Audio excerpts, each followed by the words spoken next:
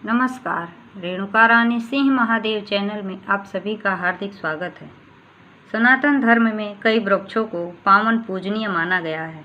कहा जाता है कि इन वृक्षों पौधों आदि में देवी देवताओं का वास होता है, तो कईयों के साथ इनका संबंध जुड़ा है, जिस कारण इन्हें पूजा जाता है। इन्हीं में से एक है शमी का वृक्ष। दशहरे पर इसकी पूजा क्यों की जाती है, इसका धार्मिक महत्व क्या है, आइए जानते हैं शमी वृक्ष से जुड़ी कुछ ऐसी पौराणिक मान्यताएं जिसके बारे में आज भी बहुत कम लोग जानते हैं। पौराणिक मान्यताएं हैं कि भगवान श्री राम ने जब लंका पर आक्रमण करना था, उसके पूर्व उन्होंने शमी वृक्ष के समक्ष शीश नवाकर अपनी विजय की प्रार्थना की थी।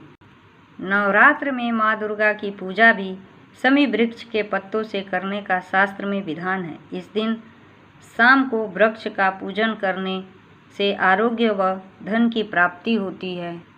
इस दिन शास्त्रों की पूजा आदि का भी विधान है, तो वहीं इस दिन शमी के वृक्ष को पूजना भी अत्यंत लाभकारी माना जाता है, मगर क्यों, इस बारे में बहुत ही कम लोग जानते हैं।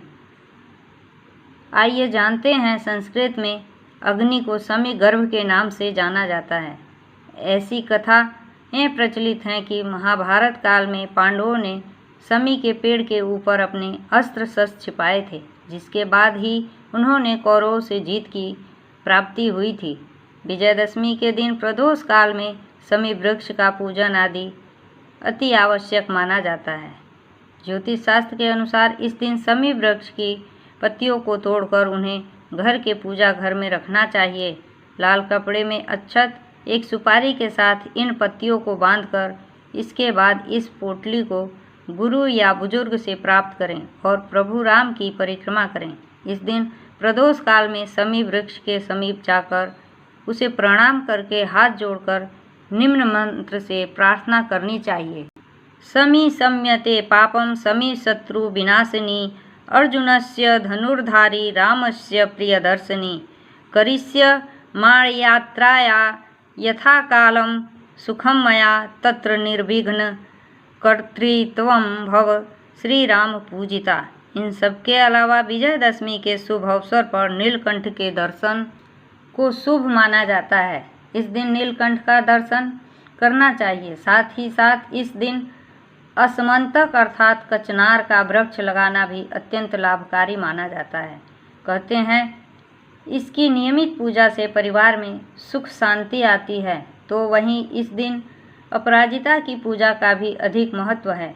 इसके जुड़े संदर्भ के अनुसार जिस व्यक्ति में आत्मविश्वास की कमी हो, उसे अपराजिता की पत्तियों को हल्दी से रंगें, दूर्वा और सरसों को मिलाकर एक डोरा बनाकर उसे अपने दाहिने हाथ में बांधना चाहिए।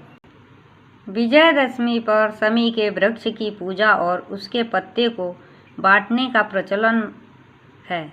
माना जाता है कि दशहरे के दिन कुबेर ने राजा रघु को स्वर्ण मुद्रा देते हुए शमी की पत्तियों को सोने का बना दिया था। तभी से शमी को सोना देने वाला पेड़ माना जाता है। इस दिन इस पेड़ का महत्व बहुत ही बढ़ जाता है।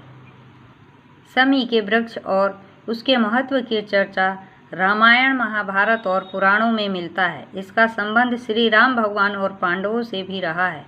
शमी की लकड़ी का प्रयोग कुछ विशेष यज्ञों में किया जाता है। धार्मिक मान्यता है कि शमी के वृक्ष की पूजा करने से शनि का दुष्प्रभाव कम हो जाता है। इससे शनि की ग्रह को शांत किया जा सकता है। इसी के साथ मैं अपनी वाणी को विराम देती हूँ। जय हिंद, जय भारत।